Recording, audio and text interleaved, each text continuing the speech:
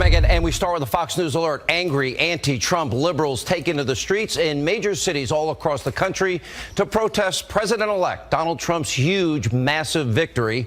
Rob Schmitt, he's live on the ground in the middle of one of these protests in the heart of New York City. Rob, what's going on?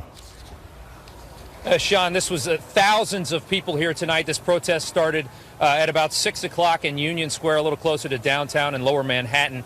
And it moved on up. If you look behind me here, you can see so many people right here outside of Trump Tower, right outside Donald Trump's address and his apartment. And they are very loud. They have been very angry, but they have been peaceful here tonight. But this was really a spectacle of the Never Trump movement. This was a spectacle of the Bernie Sanders supporters in large part, a lot of Hillary supporters out here as well. This was Black Lives Matter. This was a number of different movements all coming together in this sort of Never Trump kind of mentality, trying to take this back. They want a do-over from this election, frankly. And if you looked at it from the air, if we have any video of that, it was an impressive display through the rain, in the cold. They marched all the way from Union Square through Midtown, making a disaster of Midtown traffic. Thousands of people walking up here to Midtown and getting here right outside of Trump Tower. And we want to talk to one of these protesters here, a young lady named Daniela, and she's up here. And let me just ask you, first of all, this is a crowd that's very upset about what happened in the early morning hours. Actually, today, what we figured out from Election Day. What is it that has you so upset? I think what has me so upset is the fact that, you know, a lot of people feel victimized by Trump, and a lot of people don't understand and don't feel like, you know, that he represents them. That's why they're saying, not my president, not my president. Yeah. And they reject him as and they live on Fox News right now, brother. And they Give us 30 seconds. And they reject him, and that's the thing. The reason they reject they don't believe that he stands for them. And it has created a vacuum for people who do have these racist, sexist, bigot feelings, and it's created a vacuum for them to speak openly about it instead of coming together in love. They've been preaching love. This is the thing. And I can understand the anger at Donald Trump. A lot of people can understand some of the things he said have been very offensive. Who was it that you voted for, if you don't mind I ask? Well, I was a Sanders supporter. You were a Sanders supporter. But I did vote for Clinton. You did vote for Hillary Clinton. Yes. You know, I mean, Hillary Clinton had her own. Hey, Rob, let me ask you a question. A lot of baggage there, too, right? And hang on. Absolutely, but I feel that, tell me what politician has never had any kind of baggage? I mean, come on.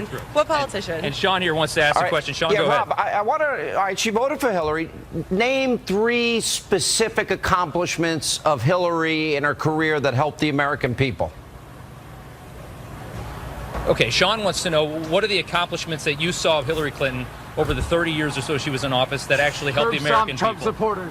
Well, when I was a child, I was actually one of the people that benefit from her health care plan. So as a child, I was on that. Her health care plan never passed. I actually received health care from. It never passed. Her initiative. So Okay. I think that was something that was really beneficial to me. All right. And I don't know. I don't see her as this demonized person, but. Okay, what else? Other than Chip, what else? What did you see? What inspired you to vote for Hillary Clinton, even though you were a Bernie Sanders supporter? Honestly, I really feel like it's just because if you look at the two, I feel like is more about, you know, speaking for people that can't be spoken for, instead of that, you know, that little group of people. And the anger out here, you think, is palpable. You could feel it in the air. Yeah, you could definitely feel it. And, you know, I just feel like these people are upset, you know, and they have a right to be upset. And, you know, the things that he said is, like I said, has created a vacuum for people to speak openly about things that really, honestly, instead of teaching tolerance and peace and love, you're teaching hate. Thank you so much, Danielle. Yeah, Thank no you so much. problem. Very well said. And Sean, you know, out here tonight, if you watched any of the Kelly File right before your show, a lot of this was good, solid protest. That's the foundation of America. But a lot of it was nonsense. There's so many people here that just want to yell curse words and just want to, you know, hang from the rafters and just do stupid things. So, I mean, we had people bombarding us, jumping on us. We had our producer here, Marta, getting in a fight with a guy. It was just ridiculous. So it's important to people remember why people come out here and protest if you want to take it seriously. I think she did. The next time somebody says Hillary's health care plan helped them, you might want to remind them she never passed her health care plan. Anyway, Rob, thank you. Appreciate it. Good job. Tonight, the voice of you. We owe a debt of gratitude to you, the American people. It's now finally been heard. It's very loud. It's very clear. And at this very moment, because of all of you speaking so loudly, Washington, D.C., the establishment is terrified, and they should be. These people do not get what happened. I'm going to try to explain it to them. Now, the politicians, the pollsters, the elite media, the global elitists, they're all in shock from President-elect Donald Trump's historic victory yesterday. They said this would never happen. He didn't stand a chance in the Electoral College that voters in swing states wouldn't vote for Donald Trump. And guess what? They were all of them wrong, making this one of the greatest upsets in American political history. So the question is, let's help them understand how we got here. And so what did everybody miss? Peace, prosperity, right? They drive elections. And according to our Fox News poll that was released on Monday, 58% of you, the American people, said they're not satisfied with the direction of the country. And that number has been near or at that level or higher since 2009, since Obama became president. On top of that, we saw the exit polls from last night. It showed that a combined 72% of voters, that's you, are dissatisfied or angry with the federal government and how it's not working. Now, Donald Trump won 77% of those voters who said they're angry. You also have to look at the 40% of voters who said they wanted a candidate who could bring about change. 83% of those particular voters, they voted for Donald Trump. Now, to me, it's pretty obvious why voters felt that way, because the last 8 years have not been good under President Obama. Look at these numbers. Pay very close attention. These are real people, real Americans, real suffering, needless suffering. The lowest labor participation rate since the 70s. Almost 95 million of our fellow Americans are suffering and out of the labor force. The worst recovery since the 1940s. The lowest home ownership rate in 51 years. We now have 43 million of our fellow citizens on food stamps, 12 million more since Obama took office. Over 43 of our fellow citizens, 43 million Americans, they live in poverty. That's up over 8 million since Obama became president. Right now, we have 1 in 5 American families. They don't have a single member of their family in the labor force, in the workforce. And right now, 1 in 6 men between the ages of 18 and 34, prime working years, now they're either in jail, incarcerated, or living in mommy and daddy's basement out of work. And by the time President Obama leaves office, he will have accumulated more debt for this country than all 43 presidents before him combined. Now, everything that I just showed you, it isn't just the numbers. It's not government data. It's, for bureaucrats to say, oh, 43 million, okay, we'll look at that.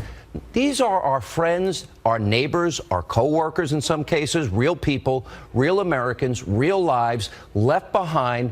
They are the forgotten people that Donald Trump has been talking about. He talked about the forgotten man, the forgotten American. Now, President Obama deserves a lot of the blame for this suffering, but so do the Republicans in Washington. They did nothing to stop Obama's agenda, even though they promised over and over again that they would. Republicans, at times, they were timid, they were afraid, they were spineless. They didn't want to take a stand.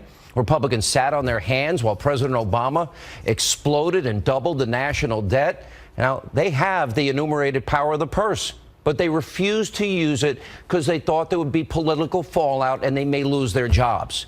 Then you have the promise of Obamacare. Repeal, replace Obamacare. All right, well, that's one of the biggest lies ever told by government in American history. Remember, you like your doctor, you keep your doctor. Like your plan, you keep your plan. And on average, the American family is going to save $2,100 per year with Obamacare. A complete government failure, epic fail lie. The complete opposite happened. Millions of you lost your doctors. Millions lost your plans. Obamacare premiums have been surging by double digits. Even this year alone, many Americans have seen $5,200 increase in health care costs. On average, since Obamacare went in place, $4,100 increase per family. You didn't save any money. And some states are now seeing a 100% increase starting in 2017. Now, look, for example, in foreign policy. You got the Iranian nuclear deal. Americans, they're not stupid. Given the #1 state sponsor of terror, $150 billion, the ability to spin their own centrifuges, that's a really bad idea. And you don't pull out of Iraq for pure political purposes, ignoring the American lives, the blood, sweat, the treasure, the tears. These guys fought, bled, and died for cities like Fallujah and Ramadi and Tikrit and Baghdad and Mosul. They won those cities. And then because it wasn't politically expedient, they pulled these guys out after they had these hard-fought victories. And look at Syria. Everyone feels bad for the refugees, victims of a civil war. But if you come from a country or an area of the world that has values that conflict with our constitutional republic, then it might pose a danger to America if we let them come here.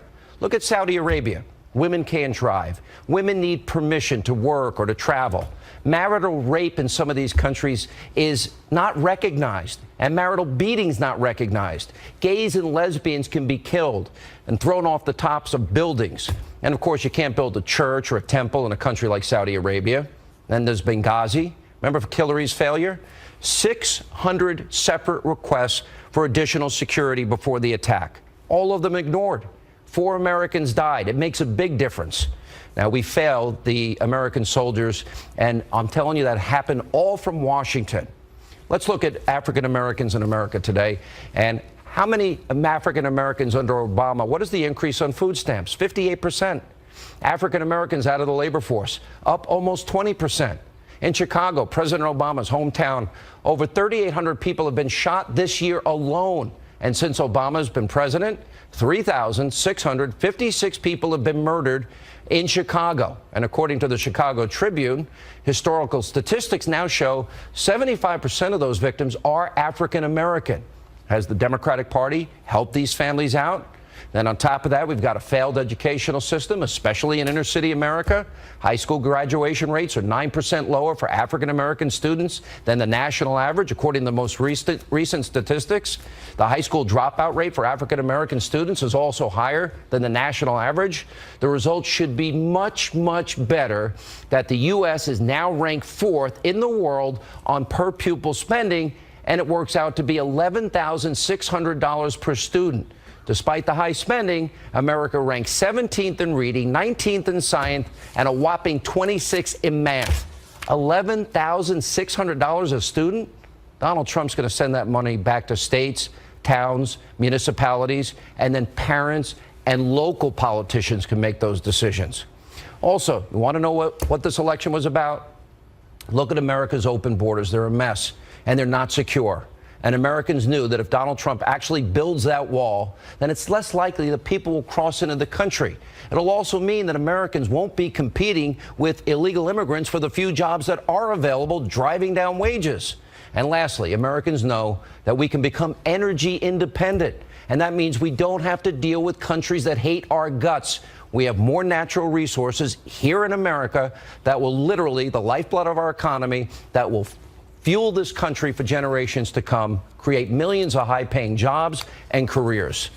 Now, by the end of this week, I will outline the agenda that I believe that the forgotten people need so that the rungs of the ladder will be put back in so they can climb to success themselves. Those Americans that all these D.C. politicians, Republicans, Democrats, have ignored for way too long.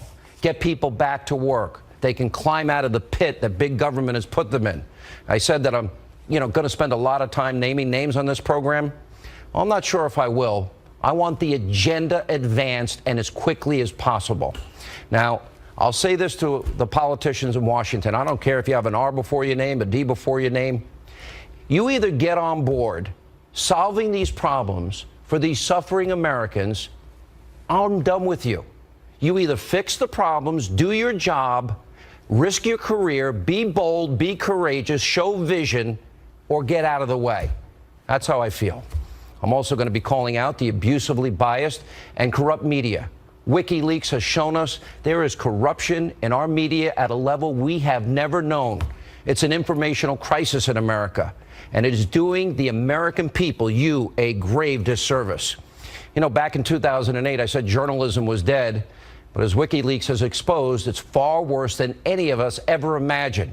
We now know that Donna Brazile over at CNN, the Clinton News Network, she's handing over debate questions so Hillary can cheat. CNN is asking the DNC for questions that they should ask Donald Trump and Ted Cruz and Carly Fiorina during interviews. Reporters asking the Clinton campaign for approval before they publish their stories. These so-called journalists allowed the campaign